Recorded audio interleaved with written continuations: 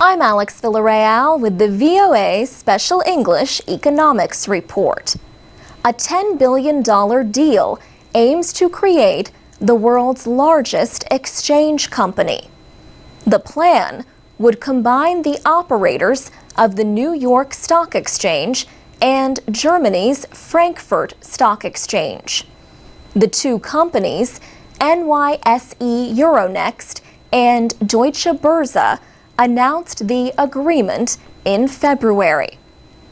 Deutsche Börse shareholders would own about 60% of the combined group. One thing it still needs is a name.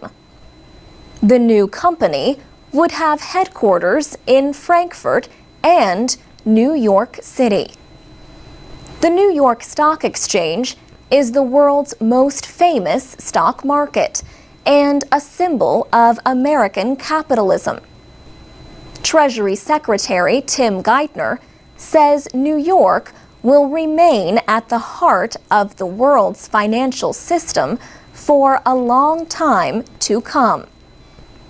But the exchange business has changed in these days of high-speed trading by computers in a globally connected economy. The big board now has to compete with smaller exchanges. Where stocks are traded has become less important than how much those trades cost.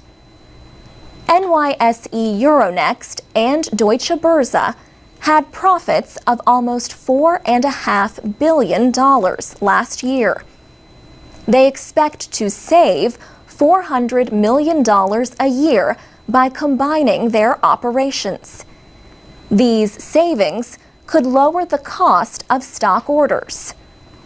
But the size of the company could raise concerns about competition in the exchange industry. The new company would also have trading operations in Britain, France, and other European countries. Stock trading and other financial services would remain important to the combined company. But much of its income is expected to come from trading complex financial products called derivatives. The deal requires approval by American and European officials and by shareholders. Other exchange operators, like the CME Group, could try to offer a higher price for NYSE Euronext. The CME Group, operator of the Chicago Mercantile Exchange, is one of the world's largest traders of derivatives.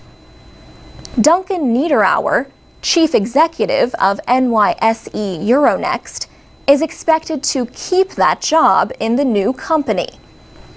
He says combining with Deutsche Börse will make the company more competitive.